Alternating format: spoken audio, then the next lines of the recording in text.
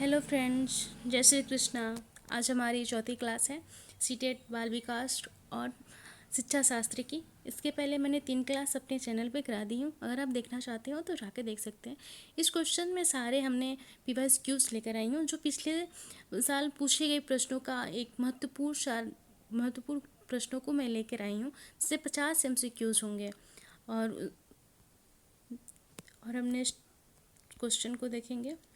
बाल विकास के सिद्धांत में सिर से पैर की ओर विकास का सिद्धांत क्या कहलाता है। बाल विकास में 2 प्रकार की विकास होती है, सिर से पैर और निकट से दूर। तो पहला पूछा है, सिर से पैर की ओर को हम क्या कहते हैं। सिर पदानुमुखी सिद्धांत को हम सिर से पैर कहते हैं। और निकट से हमारा नेक्स्ट है, निकट से दूर की ओर विकास के सिद्धांत को हम क्या कहते हैं। निकट से दूर हो रहा है तो निकट दूराभिमुख विकास को हम निकट से दूर की विकास को कहते हैं। नेक्स्ट क्वेश्चन हम देखेंगे।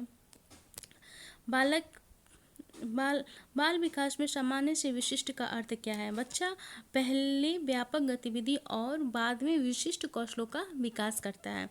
नेक्स्ट हम देखेंगे, विकास और वृद्धि में प्रमुख अंतर क्या है। विकास और वृद्धि में अंतर कैसा है। विकास हमारी मात्रात्मक परिवर्तन होती है, जबकि वृद्धि हमारी मात्रात्मक परिवर्तन होती है, जबकि विकास हमारी एक व्यापक परिवर्तन है। नेक्स्ट क्वेश्चन हम देखेंगे, बालक के विकास की गति कैसी है। बालक की विकास की गति सभी बच्चों में अलग अलग होती है, एक सभी समान में कभी नहीं होती है उनकी गतियाँ। नेक्स्ट क्वेश्चन को देखेंगे, विकास में कौन सी विशेषताएं सही है। विकास में ऐसी कौन सी विशेषता जो दी हुई है अचानक हो जाती है नहीं, एक क्रमबद्ध तरीके से होती है। विकास हमारी पहले शिशुअवस्था, बाल्यावस्था, किशोरावस्था, एक अवस्था में क्रम में जाती है। विकास से जन्म के बाद कुछ वर्षों तक होती है नहीं, समान गति से होता है नहीं। हमारा 6 का भी आंसर सही हो जाएगा। नेक्स्ट क्वेश्चन को हम देखेंगे, बाल विकास को प्रभावित करने वाले कौन से कारक शामिल है। मानसिक और वातावरण दोनों हमारे कारक क्या हैं, बाल विकास में हमारे शामिल है। नेक्स्ट क्वेश्चन को हम देखेंगे, यदि किसी बच्चे को शारीरिक वृद्धि समान है, उसका शारीरिक वृद्धि समान है लेकिन भाषा विकास धीमी है, तो इस शिक्षक को क्या करना चाहिए। उसको बुद्धिहीन समझना चाहिए नहीं, उसकी भाषा सीखने का अवसर में और सहायता प्रदान करनी चाहिए। नेक्स्ट क्वेश्चन को हम देखेंगे, प्याजे के अनुसार अनुकूलन में शामिल है। अनुकूलन में प्याजे ने क्या बताया था, आत्मसातकरण और समायोजन को बताया था। ये तीनों हमारे नहीं है, इनकी बात तीनों प्याजे करते ही नहीं है। दंड देना, पुरस्कार का अनुकरण, पुनर्बलन, स्मृति, विस्मृति, ये सब बातें हमारे प्याजे नहीं करते, ये रचनावादी थे। नेक्स्ट क्वेश्चन को हम देखेंगे, जब बच्चा नई जानकारी को अपनी मौजूदा मानसिक संरचना में शामिल करता है तो इसे कहते हैं। कोई भी जानकारी होती है उसमें बच्चा हमारे मस्तिष्क में छोटा बच्चा शामिल कर रहा है, उसे हम आत्मसातकरण कहते हैं। किसी चीज़ को अपने मस्तिष्क में उसको धारण कर रहे हैं। नेक्स्ट क्वेश्चन हम देखेंगे, जब बच्चा नई जानकारी के कारण अपनी मानसिक संरचना में परिवर्तन करता है तो इसे कहते हैं समायोजन। सबसे पहले बच्चा किसी भी जानकारी को क्या कर लिया, अपने मस्तिष्क में आत्मसातकरण कर लिया। लेकिन जैसे बच्चा पहले बच्चा बिल्ली को देखा, घर में बिल्लियाँ हमेशा घूमती रहती, बिल्ली को देखा, सबने बोला बिल्ली। फिर कुछ दिनों के बाद उसने कुत्ते को देखा, फिर उसको भी बिल्ली बोलने लगा। लेकिन नहीं, जो उसके गाइडेंस थे उन्होंने बताया ये बिल्ली नहीं, ये कुत्ता है, कुत्ता ऐसे दिखता है, बिल्ली ऐसे दिखती है। दोनों में अंतर बताया गया, जिससे बच्चा क्या किया, जो बिल्ली जैसे आपकी संरचना बनी थी कि ऐसे दिखने वाले सभी जानवर क्या होते हैं, बिल्ली होते हैं, तो उसे बताया गया कि ऐसे बिल्ली नहीं होते हैं। तो उसने अपने जो मस्तिष्क में अवधारणाएँ थी उसको चेंज किया और बोला कि ये अलग अलग हो सकते हैं। इसे हमने क्या किया, अपने मस्तिष्क में समायोजन किया। नेक्स्ट क्वेश्चन को हम देखेंगे, प्याजे का स्कीमा से तात्पर्य है मानसिक संरचना और ज्ञान की संगठित इकाई है स्कीमा। नेक्स्ट क्वेश्चन देखेंगे, बच्चा किसी नई वस्तुओं को पहले से ज्ञात वस्तुओं के आधार पर समझता है, यह किस प्रकार की प्रक्रिया का उदाहरण है। आत्मसातकरण की उदाहरण है।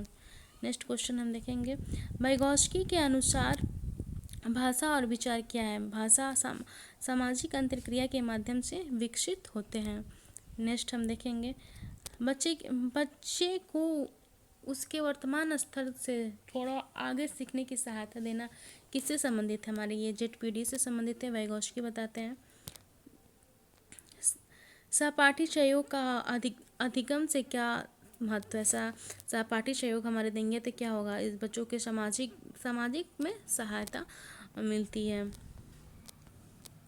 एरिक्सन के अनुसार विद्यालय जाने की उम्र में प्रमुख मनोसामाजिक संघर्ष क्या है? उद्योग बनाम हीनता का। एरिक एरिक्सन शैशवावस्था से प्रमुख संघर्ष है। एरिक्सन शैशवावस्था में विश्वास बनाम अविश्वास होता है। नेक्स्ट क्वेश्चन में हम देखेंगे, एरिक्सन के अनुसार प्रारंभिक बाल्यावस्था के प्रमुख संघर्ष हैं स्वास्थ्य बनाम लज्जा का संदेह है। बाल्यावस्था में बहुत ज़्यादा लज्जत और संदेह के अनुसार होता है एरिक्सन के अनुसार। एरिक एरिक्सन के अनुसार लगभग 3 से 6 वर्ष की अवस्था में प्रमुख संघर्ष है हमारा पहल बनाम अपराध बोध का। नेक्स्ट हम देखेंगे, सीखने के आंतरिक प्रेरणा का सबसे अच्छा उदाहरण है। सीखने के हमें आंतरिक प्रेरणा क्यों हमें चाहिए? रुचि और जिसमें जिज्ञासा होती है वो हमारे आंतरिक प्रेरणा का कारण है। किसी बच्चे की उपलब्धि की तुलना उसके अपने पिछले प्रदर्शन से करना हमारा क्या कहलाता है? ये किसी बच्चे की उपलब्धि की तुलना उसके पिछले प्रदर्शन से करना अधिक सकारात्मक मूल्यांकन पद्धति है। नेक्स्ट क्वेश्चन को हम देखेंगे, यदि बच्चा किसी कार्य को बार बार असफल होने के बाद छोड़ देता है तो शिक्षक को क्या करना चाहिए? छोटे छोटे सफल अनुभव और उचित सहायता उसे देनी चाहिए। नेक्स्ट क्वेश्चन को हम देखेंगे, स्वप्रभावकारी सेल्फ इफिशिएंसी का अर्थ है स्वयं की क्षमता में विश्वास करना। नेक्स्ट क्वेश्चन को हम देखेंगे, आत्म प्रभावकारिता की अवधारणा किस मनोवैज्ञानिक से संबंधित है? आत्म प्रभावकारिता की अवधारणा कौन से मनोवैज्ञानिक ने दिया था? बंडूरा ने दिया था।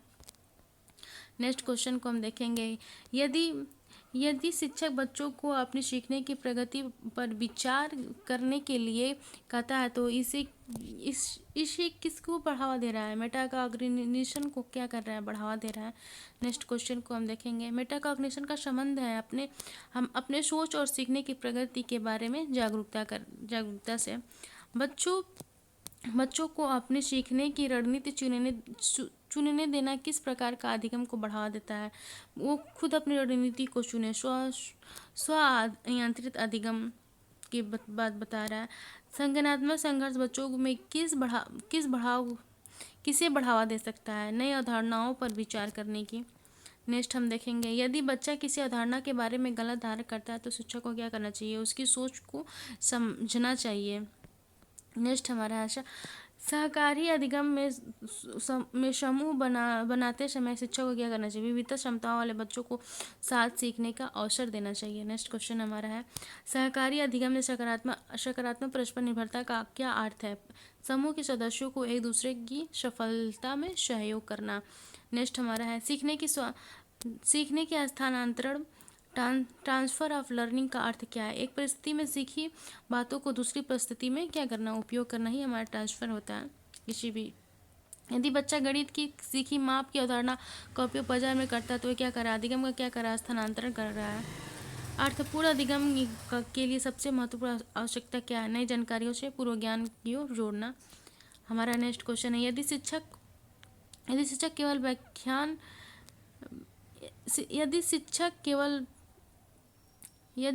केवल व्याख्यान देता है और बच्चों को प्रश्न पूछने का अवसर नहीं देता तो क्या होता है? ये शिक्षक केंद्रित शिक्षण की ओर संकेत कर रहा है, जिसमें शिक्षा केंद्र में है और बच्चों से प्रश्न का अवसर नहीं दे रहा है, बस शिक्षा ही करता जा रहा है।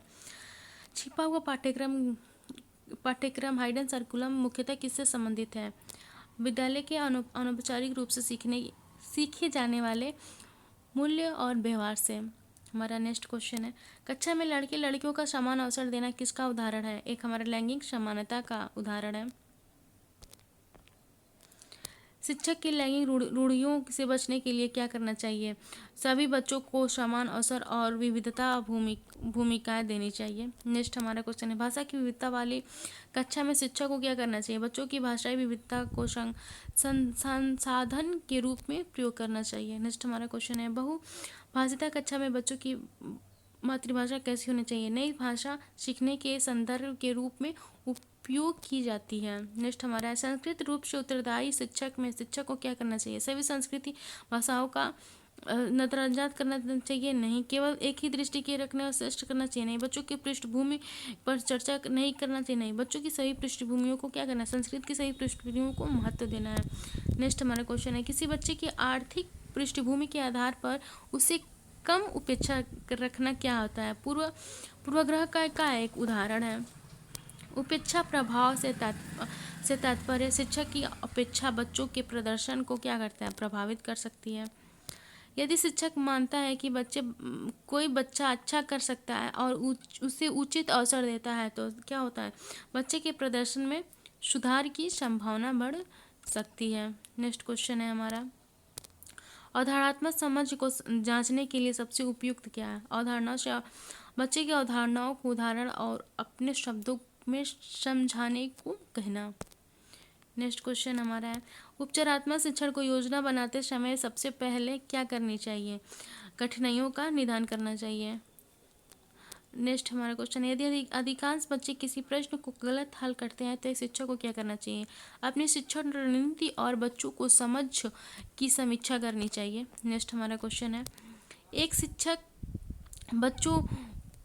बच्चों को अपनी एक समस्या के लिए समाधान खोजने देता है तो यह मुख्यतः बढ़ावा देता है, किस चीज़ को बढ़ावा देता है? अपसारी चिंतन को, अपसारी हमारे ओपन माइंडेड को समाधान खोजने के लिए कर रहा है। अपसारी में सिकुड़ती हुई और अपसारी हमारे ओपन माइंडेड वाली हमारी ये अपसारी है, ये हमारी सबसे अच्छी होती है शिक्षक बच्चों के लिए। नेक्स्ट हमारे की लास्ट क्वेश्चन है आज की, सीटेट की दृष्टि से प्रभावी सीडीपी शिक्षक का सबसे उपयुक्त दृष्टिकोण क्या होना चाहिए? बच्चे की सक्रिय सामाजिक और ज्ञान का निर्णय करने वाला शिक्षार्थी बनना।